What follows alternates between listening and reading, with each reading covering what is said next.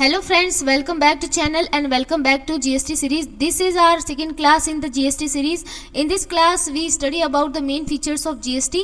तो चलिए स्टार्ट करते हैं. GST के मेन फीचर्स को हम डिटेल में देखते हैं. तो सबसे फर्स्ट इंपॉर्टेंट हम इसका जो फर्स्ट नंबर फीचर कह सकते हैं वो ये है कि वन नेशन वन टैक्स का जो स्लोगन है वो जीएसटी की वजह से क्या हो चुका है, सक्सेस हो चुका है कि जब देश एक है तो टैक्स भी क्या होना चाहिए, एक होना चाहिए. तो दूसरे सारे जो इनडायरेक्ट टैक्सेस थे जो इंडिया के अंदर बहुत सारे लगाए गए थे उन सबको हटा करके सिर्फ एक ही टैक्स लगाया गया है. तो इस चीज़ को हम जो टैक्स सिस्टम है उसके अंदर हम रिवॉल्यूशन कह सकते हैं. तो जीएसटी की वजह से इंडिया के जो टैक्स स्ट्रक्चर है उसमें क्या हो गया है, रिवॉल्यूशन हो गया है. तो उसकी वजह से क्या हुआ है, उसकी वजह से यूनिफाइड टैक्स सिस्टम क्या हो चुका है, यूनिफाइड हो चुका है, जिसको हम एकीकृत कर संरचना कहते हैं वो हो चुकी है. तो GST replace a complex web of indirect taxes like VAT, excise duty and service tax, streamlining them into a single and comprehensive tax. तो बहुत सारे जो इनडायरेक्ट टैक्सेस थे उनको मिला करके जीएसटी को लगाया गया है. तो जो टैक्स का जो सिस्टम है वो एक तरीके से क्या हो चुका है, यूनिफाइड हो चुका है. ठीक है. सेकेंड हम बात करते हैं सिंप्लीफाइड कंप्लायंस. जिसकी जो कंप्लायंस है वो एक तरीके से क्या हो चुकी है, सिंप्लीफाइड हो चुकी है. क्योंकि बहुत सारे टैक्सेस थे पहले, तो बहुत सारे टैक्सेस की वजह से जो टैक्स कंप्लायंस थी वो बहुत ज़्यादा कॉम्प्लिकेटेड थी. क्योंकि सबके लिए एक ही बिजनेसमैन, एक ही जो मैन्युफैक्चरर होता है उसको सभी टैक्सेस के लिए रजिस्ट्रेशन लेना होता था और सभी टैक्सेस की कंप्लायंस करनी होती थी. लेकिन जीएसटी लगने की वजह से जो टैक्स का कंप्लायंस है वो हो चुका है सिंप्लीफाइड.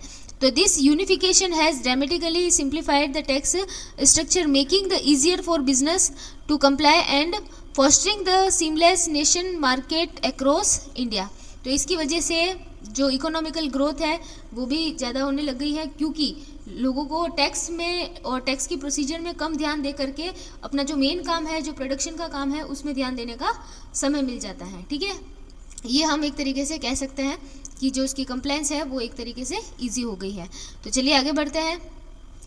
नेक्स्ट इसका जो फीचर है वो ये है कि dual GST structure.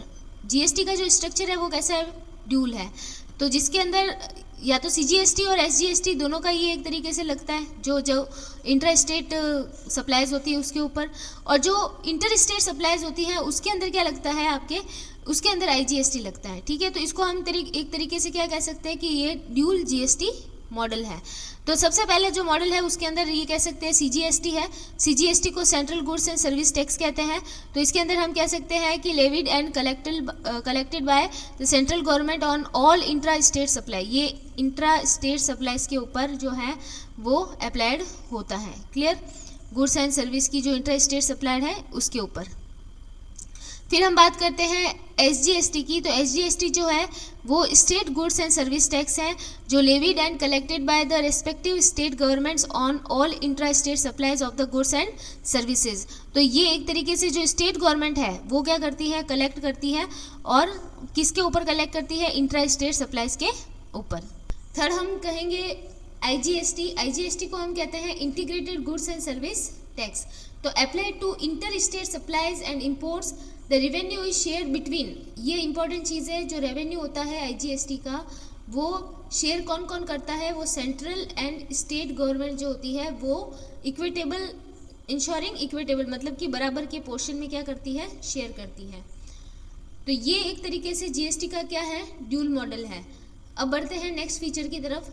Next feature ये है कि इसके पास जो रेट्स है जीएसटी के अंदर वो कितने टाइप की है, 4 टाइप की है. ठीक है.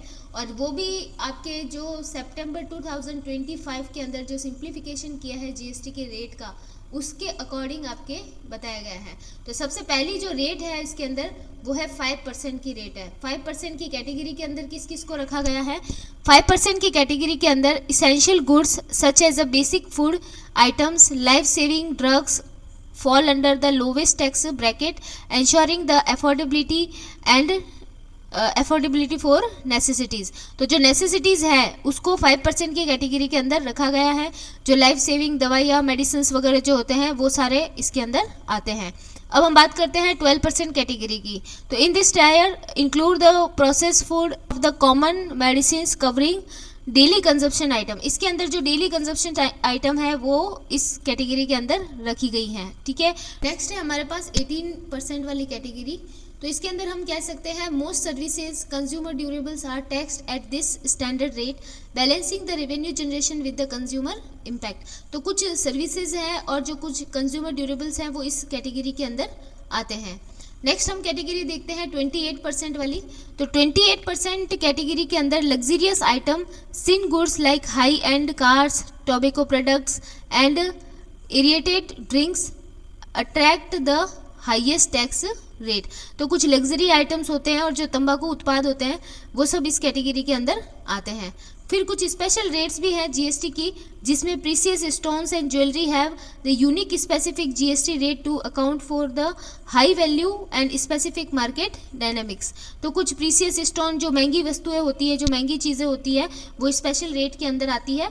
तो जीएसटी के अंदर अभी 4 रेट है, पहले कितनी रेट थी? 5 रेट थी। तो अभी सितंबर के अंदर ही जीएसटी की रेट का सिंप्लीफिकेशन किया गया, जिसके अंदर 4 रेट डिसाइड की गई हैं और कुछ स्पेशल रेट्स हैं जो कि स्पेशल गुड्स के ऊपर लगाई जाती हैं। नेक्स्ट हम बात करते हैं थर्ड एंड सबसे इम्पॉर्टेंट जो इसका फीचर है जीएसटी का, वो ये है कि इनपुट टैक्स क्रेडिट, जिसको हम आईटीसी कहते हैं, इनपुट टैक्स क्रेडिट सिस्टम, ये इस जीएसटी का सबसे इम्पॉर्टेंट हम कह सकते हैं कि फीचर है। अब इसके अंदर क्या होता है कि जो इनपुट का मतलब है कि जो मैन्युफैक्चरर अपने लिए परचेज करके लेके आता है रॉ मटेरियल, तो उसके ऊपर वो जो जीएसटी पेड करता है, ठीक है, एंड देन उसके बाद जो वो फाइनल प्रोडक्ट बना के सेल करके सप्लाई करता है और उसके ऊपर जो वो जीएसटी चार्ज करता है, तो इन सब के बीच में उसको जो उसने अपनी इनपुट के ऊपर जो परचेज के ऊपर टैक्स पेड किया है उसको क्या मिल जाती है? क्रेडिट मिल जाती है, जिसको हम इनपुट टैक्स क्रेडिट कहते हैं। ठीक है, अब देखिए इसकी वजह से क्या होता है, अवॉइडिंग द टैक्स कैस्केडिंग, जो टैक्स का जो कैस्केडिंग इफेक्ट है टैक्स ऑन टैक्स वाला, वो इसकी वजह से क्या हो जाता है, अवॉइड हो जाता है, क्योंकि एक ही चीज़ पे 2 बार टैक्स नहीं लग पाता। तो इसके अंदर हम देखते हैं the ITC mechanism is the cornerstone of GST allowing the businesses to claim credit for the GST paid on their inputs. जो भी इनपुट्स के ऊपर उन्होंने जीएसटी पेड किया है उसके ऊपर उनको क्या मिल जाती है, क्रेडिट मिल जाती है। When calculating their output tax liability, जब वो सेल्स के ऊपर कैलकुलेशन करते हैं जीएसटी की लायबिलिटी की, तो उस समय उनको उनकी जो परचेज है, जो इनपुट्स हैं, उनके ऊपर जो जीएसटी पेड किया है उसकी क्या मिल जाती है, क्रेडिट मिल जाती है। तो यही इसका इनपुट टैक्स क्रेडिट ही इसका मेन क्या कह सकते हैं हम फीचर है।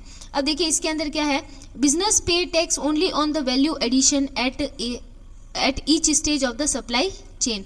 इसकी वजह से क्या होता है कि जो बिजनेस होते हैं वो हर वैल्यू एडिशन के ऊपर जो step by step value add होती है, जैसे कि हम परचेज करके लेके आते हैं रॉ मटेरियल, उसके अंदर हम उसका क्या करते हैं, उसको फिनिश गुड्स में कन्वर्ट करते हैं और देन फिनिश गुड को हम सप्लाई करते हैं। तो सप्लाई के ऊपर जो हम टैक्स चार्ज करते हैं और जो इनपुट के ऊपर टैक्स पे किया है उसकी क्रेडिट मिल जाती है। तो इसकी वजह से क्या होता है कि जो रॉ मटेरियल की प्राइस से फिनिश गुड की प्राइस में जो चेंजेस आया है, केवल उस चेंजेस के ऊपर क्या लगता है, टैक्स लगता है। क्लियर है? तो आई होप कि ये बात आप समझ गए होंगे कि जो वैल्यू एडिशन होता है प्रोडक्ट की कॉस्ट के अंदर, सिर्फ उसी के ऊपर क्या लगता है, टैक्स लगता है। तो इसकी वजह से टैक्स का जो कैस्केडिंग इफेक्ट है वो क्या हो जाता है, खत्म हो जाता है, एलिमिनेट हो जाता है। ठीक है, सेकेंड हम बात करते हैं this effectively eliminate the cascading effect of tax where the tax is levied on the tax. देखिए ये बात अभी से मैंने आपको बताई है कि जो ये इनपुट टैक्स क्रेडिट है इसकी वजह से टैक्स का जो कैस्केडिंग इफेक्ट है वो क्या हो जाता है, एलिमिनेट हो जाता है। ठीक है, थर्ड नंबर बात हम करते हैं the ultimate tax burden falls on the final consumer promoting the transparency in the pricing and tax collection. इसकी वजह से जो टैक्स बर्डन है वो फाइनली किसके ऊपर चला जाता है, कंज्यूमर। वैसे भी जीएसटी इनडायरेक्ट टैक्स है और इनडायरेक्ट टैक्स ही वो कैटेगरी होती है जिसके अंदर टैक्स का पेमेंट कौन करता है, फाइनल कंज्यूमर करता है। तो जो अल्टीमेट टैक्स का बर्डन है वो किसके ऊपर चला जाता है, कंज्यूमर के ऊपर चला जाता है। और वो भी जो प्राइस है और जो टैक्स कलेक्शन है उसमें भी क्या रहती है, ट्रांसपेरेंसी रहती है। क्लियर है? तो ये इसकी थर्ड फीचर है। फिर हम बात करते हैं 4 की। 4 भी इसका सबसे इम्पॉर्टेंट फीचर हम कह सकते हैं। 4 के अंदर हम क्या कह सकते हैं कि जीएसटी का जो कंपोजिशन स्कीम है, ठीक है, इसको हिंदी में शायद संयोजन योजना बोलते हैं जीएसटी की। तो जीएसटी का जो कंपोजिशन स्कीम है वो क्या है, सिंप्लीफाइड है, उसका simplified compliance for the small business. देखिए ये जीएसटी का जो कंपोजिशन स्कीम है ना, वो स्पेशली जो छोटे बिजनेसमैन होते हैं उनके लिए बहुत अच्छा, हम कह सकते हैं कि एक तरीके से स्कीम है कि कंपोजिशन स्कीम में क्या होता है कि जो छोटे बिजनेसमैन होते हैं और कंटिन्यू अपनी बिलिंग को मेंटेन नहीं कर पाते और कंटिन्यू जीएसटीआर नहीं फाइल कर पाते, तो वो पूरे ईयर में एनुअली अपना एक जीएसटी रिटर्न फाइल कर सकते हैं, जिसके अंदर उनको एक फिक्स रेट से क्या देना होता है, जीएसटी रेट देना होता है। ठीक है, तो इस कंडीशन में उनको ये होता है कि उसके लिए एक थ्रेशोल्ड लिमिट भी बनाई गई है कि कितनी लिमिट तक जो है हम जीएसटी कंपोजिशन स्कीम को अवेल कर सकते हैं। तो देखो, available for the business with the annual turnover up to 1.50 crore, जिसका 1.5 लाख का टर्नओवर है वहाँ तक ही इस स्कीम को क्या कर सकते हैं, अवेल कर सकते हैं। और जिसका टर्नओवर 1.5 करोड़ से ज़्यादा है वो कंपोजिशन स्कीम को यूज़ नहीं कर सकता। And 75 lakh the northern eastern state and Himachal Pradesh, जो नॉर्थन ईस्टर्न स्टेट है इंडिया के और जो हिमाचल प्रदेश है वहाँ पर जो ये थ्रेशोल्ड लिमिट है वो कितनी है, 75 लाख की है। ये थोड़ी सी इंपॉर्टेंट है, आपको ध्यान रखनी है कि कंपोजिशन स्कीम के लिए जो टर्नओवर की थ्रेशोल्ड लिमिट है वो कितनी है। तो नॉर्मली इंडिया के दूसरे जितने भी स्टेट हैं उन सब के लिए तो 1.5 करोड़ है, लेकिन नॉर्थन ईस्टर्न स्टेट और हिमाचल प्रदेश जो है वहाँ पे जो ये लिमिट है वो कितनी है, 75 लाख है। ठीक है, फिर हम आगे बढ़ते हैं। रिड्यूस कंप्लायंस, इसकी वजह से क्या होता है कि टैक्स का जो कंप्लायंस है वो क्या हो जाता है, रिड्यूस हो जाता है, क्योंकि बार बार उनको जीएसटीआर फाइल नहीं करना पड़ता, केवल एक एनुअल रिटर्न उनको फाइल करना होता है और उसके अंदर जो जीएसटी की रेट होती है वो भी क्या रहती है, फिक्स रहती है। तो offers the lower tax rate, इसके अंदर एक लोअर टैक्स रेट होती है जो कि फिक्स होती है। And significantly fewer compliance requirement, making it easier for the small businesses to manage their GST obligation। जो छोटे बिजनेस होते हैं उनके जीएसटी ऑब्लिगेशन को ये क्या करता है, कंप्लायंस को क्या करता है, इजी बना लेता है। तो ये कंपोजिशन स्कीम सिर्फ छोटे बिजनेसमैन के लिए जिनका टर्नओवर जो है इस थ्रेशोल्ड लिमिट के अंदर है। क्लियर। अब इसके अंदर एक इम्पॉर्टेंट चीज़ है, अगर कोई छोटा बिजनेसमैन है और उसने कंपोजिशन स्कीम के अंदर अपना जीएसटीआर फाइल किया है तो उसको आईटीसी वो क्लेम नहीं कर सकता। आईटीसी इन द सेंस कि उसका जो इनपुट टैक्स क्रेडिट है वो उसको अवेल नहीं कर सकता। क्लियर। तो देखिए, देख लेते हैं कि इसके अंदर क्या लिखा है। तो business opting for this scheme cannot claim the input tax credit on their purchase, simplifying the process but foregoing this benefit। देखो, ये बेनिफिट जो लेता है उसको आईटीसी नहीं मिलती है। क्लियर। तो ये हम डिस्कस कर चुके हैं। अब बढ़ते हैं हम नेक्स्ट के ऊपर। नेक्स्ट इसका जो फीचर है फिफ्थ नंबर वाला वो ये है कि एक तरीके से जीएसटी डेस्टिनेशन बेस टैक्स है, इसको गंतव्य आधारित हम कर कह सकते हैं। ठीक है। तो tax revenue goes where the goods are consume, इसका जो टैक्स रेवेन्यू है वो उसका जो बर्डन है वो वहाँ पे चला जाता है जहाँ पे गुड्स का क्या होता है, कंजम्पशन होता है। क्लियर। तो जहाँ पे सप्लाई होती है, जहाँ पे जो सेल होती है वहाँ पे ये जो है जीएसटी फाइनल लग जाता है। क्लियर। तो इसको हम डेस्टिनेशन बेस्ड टैक्स कहते हैं। तो देखो, unlike the origin based taxes, GST is levied at the point where the goods and services are finally consumed। तो GST उस जगह पे लगता है जहाँ पे गुड्स और सर्विसेज जो होती है वो क्या होती है, जिसका जहाँ पे उपभोग का जो पॉइंट होता है, जो कंजप्शन का पॉइंट होता है वहाँ पे जाके लग जाता है, मतलब इट मीन्स कंज्यूमर पे लग जाता है। तो दिस प्रिंसिपल इंश्योर दैट, ये प्रिंसिपल जो है वो इंश्योर करता है क्या, the revenue from GST accrues to the state where the end consumer is located. तो ये जीएसटी का जो रेवेन्यू है वो उस स्टेट के पास चला जाता है जहाँ पे जो फाइनल कंज्यूमर है वो रहता है। क्लियर।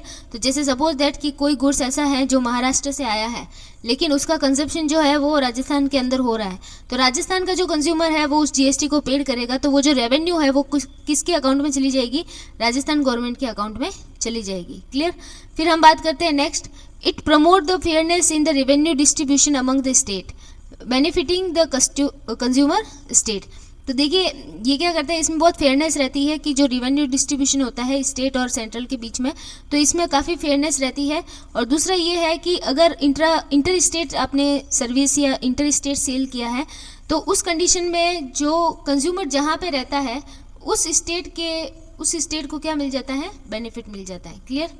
फिर हम थर्ड नंबर बात करते हैं, helps in fostering balance center state financial relation crucial for the India's federal structure। तो इसकी वजह से जो सेंट्रल स्टेट के बीच में जो फाइनेंशियल रिलेशनशिप है वो क्या हो रही है, बिल्कुल बैलेंस हो पा रही है जीएसटी की वजह से। क्लियर। तो ये था इसका 5th वाला मेन फीचर। अब हम बात करते हैं GSTN नेटवर्क की।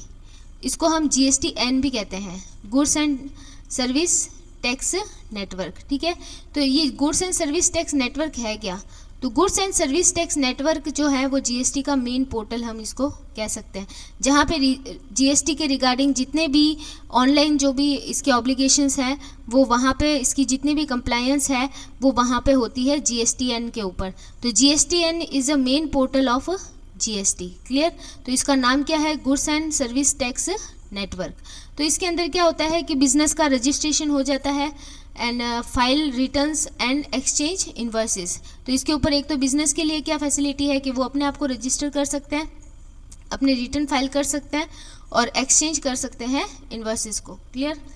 फिर हम बात करते हैं कि सेंट्रल गवर्नमेंट को इसका क्या क्या बेनिफिट होता है। Central government policy oversight, data consolidation, analytics. तो सेंट्रल गवर्नमेंट इसकी वजह से क्या कर सकती है, पॉलिसी को बना सकती है। दूसरा है कि डेटा कलेक्ट कर सकती है, उनका एनालिसिस कर सकती है।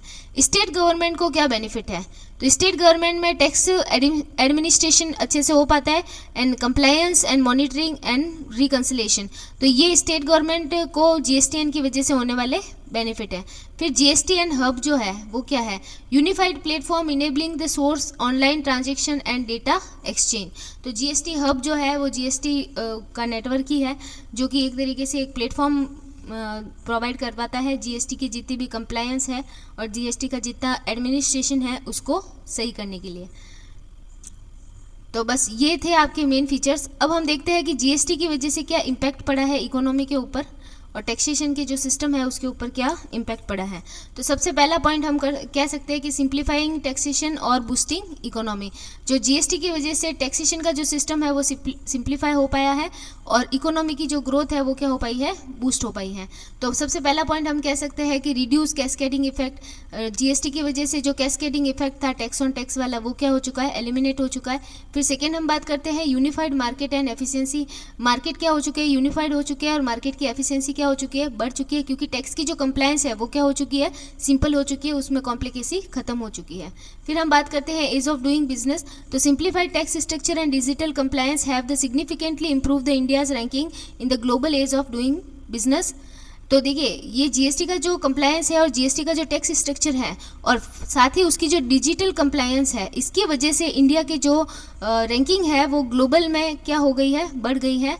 ग्लोबल के जो business ease of business doing में जो उसकी रैंकिंग थी वो क्या हो चुकी है, बढ़ चुकी है। फिर हम बात करते हैं फॉर्मलाइजेशन ऑफ इकोनॉमी। इकोनॉमी का क्या हुआ है, फॉर्मलाइजेशन हुआ है GST की वजह से। Encourage the many unorganized sectors to join the formal economy, widening the tax base and improving the revenue collection। तो रेवेन्यू का कलेक्शन क्या हो रहा है, इम्प्रूव हो गया है और जो ये फॉर्मलाइजेशन है इकोनॉमी का वो हो चुका है इसकी वजह से। फिर हम बात करते हैं ऑन गोइंग रिफॉर्म्स।